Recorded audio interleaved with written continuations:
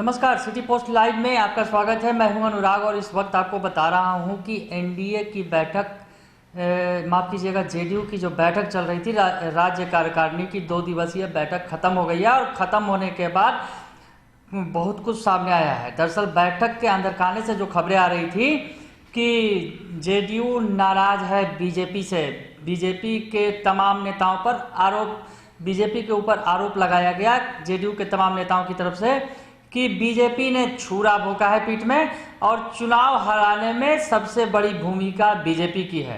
LJP की औकात नहीं थी चुनाव हराने की, पर बीजेपी के नेताओं ने चुनाव हरवाया उन्हें। तो बैठक में ये बात सामने आ रही थी और बैठक के अंदर खाने की खबरों के बाद तमाम तरह की हलचलें मची हुई थी और बीजेपी में भी कहीं ना कहीं, बीजेपी खेमे में भी इस बात को लेकर हलचल मची हुई थी। तो एक तरफ जहां हमने आपको बताया था कि बीजेपी ने भी एक आज जो उसकी प्रशिक्षण शिविर चल रहा है राजगीर में, वहां पर एक तरह से सफाई देते हुए जेडीयू के साथ नीतीश कुमार के लाइन पर चलने का फैसला कर लिया था और कहीं ना कहीं चिराग पासवान को साइड लगाने का जो फैसला बीजेपी की प्रशिक्षण शिविर से निकलकर सामने आया, ये बातें सामने आई है। इधर जेडीयू ने बैठक के बाद साफ कर दिया कि नीतीश कुमार के नेतृत्व में एनडीए की सरकार चल रही है और पूरे 5 साल तक चलेगी।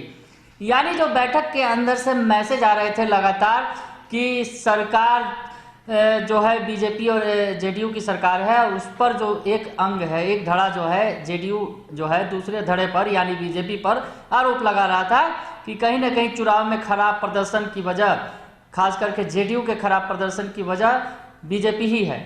इसके बाद आज जेडीयू ने सफाई दे दी है अपनी तरफ से और कहा है कि किसी भी तरह की कोई बात नहीं है। तरह तरह की बातें सामने आ रही हैं, पर ऐसी कोई बात नहीं है। नीतीश कुमार कहीं नहीं जा रहे हैं और एनडीए के साथ मजबूती के साथ खड़े हैं। तो सुनिए क्या कुछ कहा बैठक के बाद ललन सिंह ने, जो जेडीयू सांसद हैं, और उन्होंने बैठक के बाद जो ब्रीफिंग की उसमें ये तमाम बातें कही हैं। तो सुनिए वो क्या कुछ कह रहे हैं। और पार्टी में कल भी और आज भी आम जो साथी थे सबों की ये राय थी कि हमारी सीटें जरूर कमजोर हुई हैं, कम हुई हैं, हमारी सीटें कम हुई हैं, लेकिन हमारा जनाधार कम नहीं हुआ है और हम उससे हतोत्साहित नहीं है। पूरी मजबूती के साथ हम लोग पार्टी के संगठन को मजबूत करेंगे और आगे बढ़ने का काम करेंगे।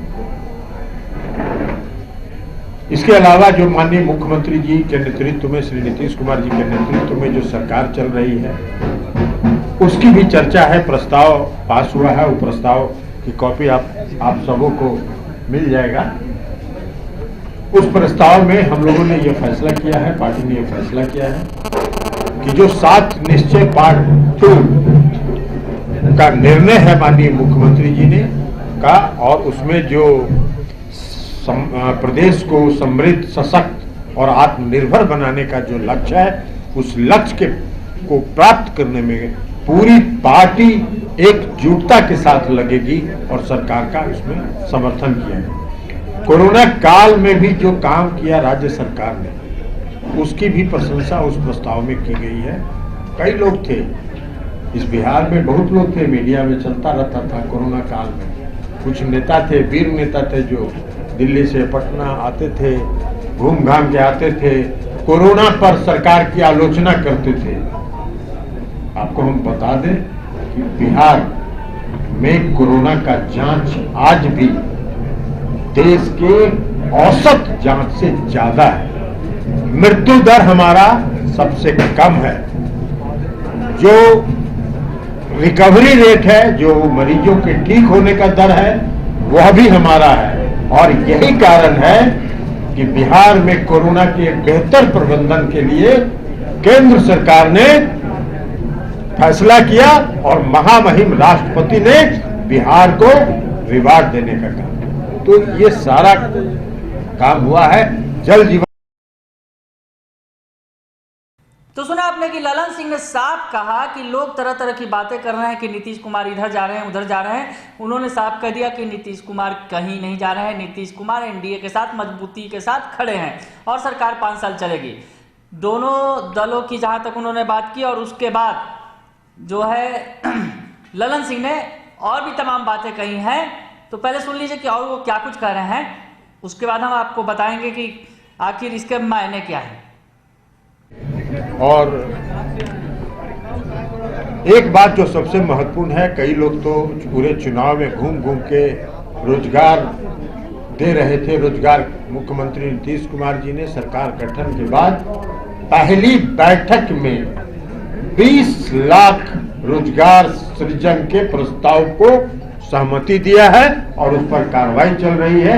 आने वाले समय में 20 लाख रोजगार सृजित होंगे और 20 लाख नौजवानों को रोजगार मिलेगा। तो ये सारे प्रस्ताव हैं जो हम लोगों ने पार्टी की बैठक में, 2 दिनों की बैठक में पास किया है। आप सबों को उस प्रस्ताव की कॉपी वितरित की जाएगी।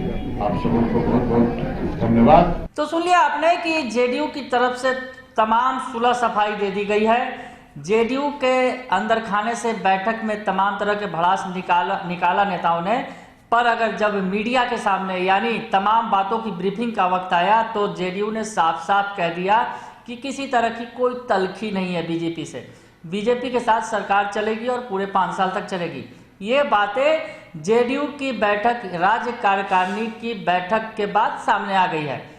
जेडीयू के प्रदेश अध्यक्ष बन गए हैं उमेश कुशवाहा, उनकी ताजपोशी हो गई है और उसके अलावे जेडीयू के तरफ से बीजेपी को क्लीन चिट दे दिया गया है। यानी बैठक में जो बीजेपी के बारे में भले ही तमाम तरह की बातें हुई, पर बीजेपी ने खुलकर यानी मीडिया के सामने या फिर खुले तौर पर किसी भी तरह से बीजेपी के खिलाफ बोलने से साफ परहेज किया है।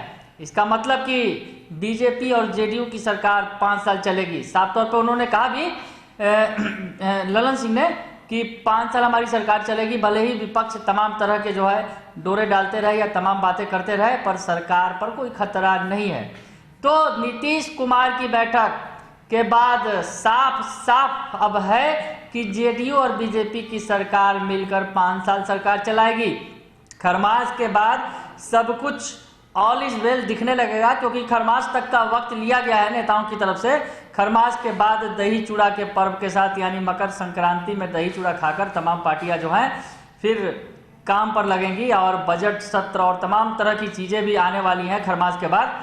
तो बीजेपी और जेडीयू के बीच जो सबसे बड़ा कैबिनेट एक्सटेंशन का पेच फंसा हुआ था वो शायद सुलझ जाएगा और जो मंत्रिमंडल का एक्सटेंशन खरमास के बाद तुरंत हो जाएगा। यानी अब विपक्ष की उम्मीदों पर भी कहीं ना कहीं पानी फिरता दिख रहा है जेडीयू के इस बयान के बाद कि ऑल इज वेल, यानी ऑल इज वेल है, सरकार चलेगी 5 सालों तक। विपक्ष जो है तमाम तरह के दावे कर रहा है। तेजस्वी यादव ने भी तमाम बातें आज कहीं सामने आकर मीडिया के और चेतावनी भी दी, सरकार के खिलाफ वो आंदोलन भी करने जा रहे हैं, मानव श्रृंखला भी बनाने जा रहे हैं। इन तमाम बातों के बीच जेडीयू ने कह दिया है कि एनडीए के अंदर ऑल इज वेल है, कहीं कोई गड़बड़ी नहीं है, बीजेपी के साथ उनकी दोस्ती पक्की है। अगर आपको ये खबर अच्छी लगे तो इसे जरूर लाइक करें, सब्सक्राइब करें और शेयर करना ना भूलें। धन्यवाद।